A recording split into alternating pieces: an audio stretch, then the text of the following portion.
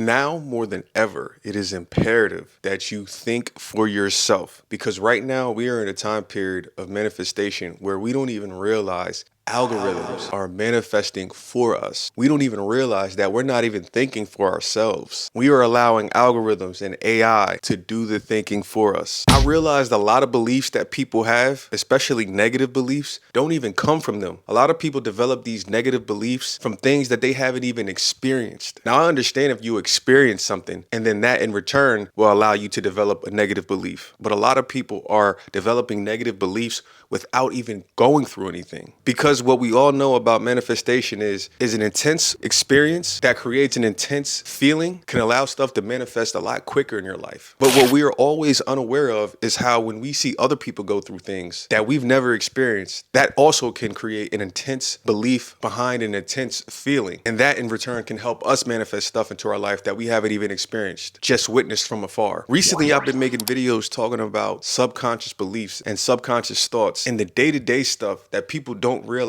that hinders their manifestation, especially when it comes to manifesting love. Have you ever stopped to really think, are the thoughts that you think really your own thoughts? Chances are for many of us, if not all of us, our thoughts are not our own thoughts. Our thoughts are thoughts that we've gathered from time and time again from listening to other people. But are they really your own opinions? What do you really think about love? What do you really think about relationships? Not what your favorite content creator thinks, not what this person on the news said. What are your true, genuine beliefs? Chances are you can't even answer that question. And I don't blame you. Why? Because as I said, the algorithms are force feeding you to believe. You know what I realized a long time ago? The internet, social media is a place full of fake hate, full of fake nonsense. And it's persuading you in a negative way about all areas of life. And then you wonder why you can't manifest whatever it is that you want to manifest. I read comments of some of these videos and I see in the comments of some of these creators or famous people, whoever it may be, it's just nothing but hate. Hate, hate, hate, hate, hate. If you read the comments of some of these people that are famous, you would think that everybody hates them. But the funny thing is when I see these people out in public, the hate is never as loud as it is online. Every time these people are out in public, the love is always way louder than the hate is. And that's for anybody. The Kardashians, people like Stephen A. Smith, even controversial figures like Andrew Tate. If you read the comments and you watch the news about these people,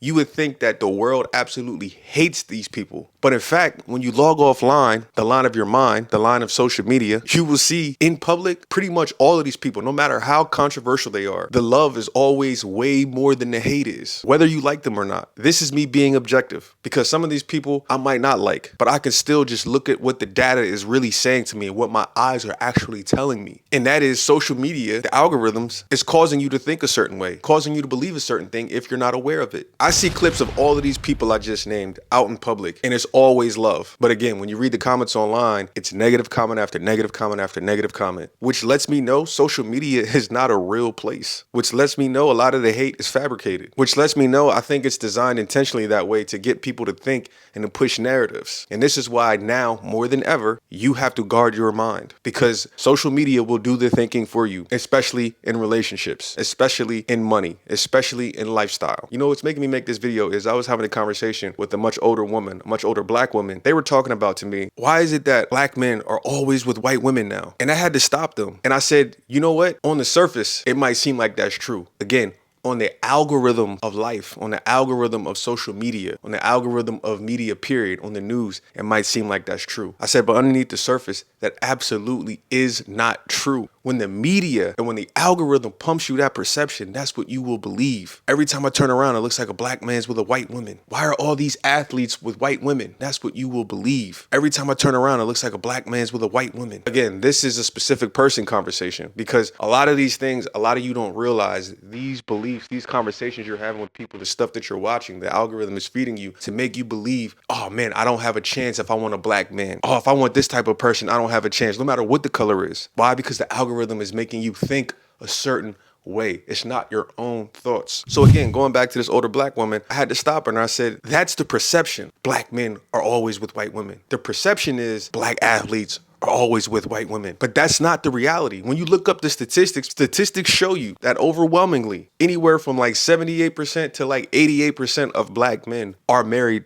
or are with black women. So right there, that debunks this narrative that, oh man, a lot of black men are going with white women. No, because the stats show you. But again, if you don't pay attention to that, if you don't think for yourself, then every time you see an athlete with a white woman, your subconscious mind is going to start to believe, yo, we don't have a chance. I want a black man, but I don't have a chance because the white women are taking them. The Spanish women are taking them. The Asian women are taking them. It's simply not true. But again, if you don't gain control over your mind, the algorithm will gain control over your mind for you and will start to make you believe on a subconscious level in things that are not even true. And this is no different than politics. If you watch the news will make you think most people are extremely left or most people are extremely right on issues. But the facts are, in my opinion, because again, I think for myself, I don't let these algorithms affect my brain. So in my opinion, most people are center on issues. We are in the center. We are either center left or you are center right. But bottom line, you are close to the center. You're not all the way over here and you're not all the way over here. You're more closer to the center. We all are more closer to the center on issues than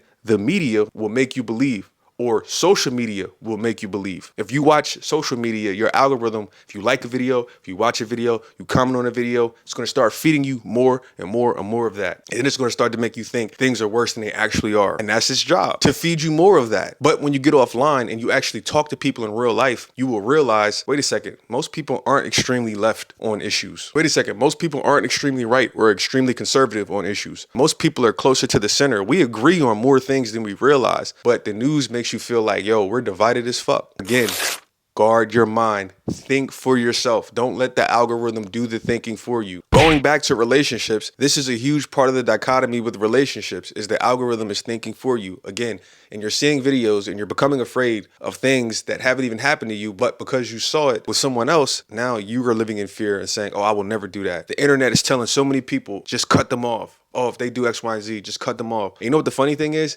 cutting people off. They tell you that it's going to be peaceful for you. But a lot of times when you just cut people off, very seldomly does that bring you peace. And I told that to a client that I was working with. I said to that client, do you want to be right or do you want to have peace? Because this person had cut off somebody for a very long time. But guess what? On a subconscious level, it was not bringing them peace. But on a conscious level, they felt right. They felt justified in doing so. But again, I'm saying all of this because all of this stuff is happening on a day-to-day basis and we don't even realize it on a subconscious level. So cutting them off felt right, but deep down on the subconscious level, they knew something was wrong. They knew something was missing. They knew that they didn't have peace and they weren't going to have the peace that they really wanted until they confronted this person. That's the unspoken truth. A lot of times the internet and social media won't tell you, oh, just cut this person off. You'll feel better. No, you won't. That's not real peace. And what we're talking about now is real peace. What we're talking about now is really controlling your mind. This is how you become a powerful manifester. You have to really watch and curate your social media. You have to really watch, most of you, and curate the media you watch overall, whether it's on social media or on TV. Because a lot of times these things are absolutely destroying your subconscious beliefs when it comes to manifesting relationships, living in fear, saying, oh, I'll never get married. Oh, I don't want to have kids. It's too hard to have kids nowadays. It costs too much money. Do you know, since the beginning of time,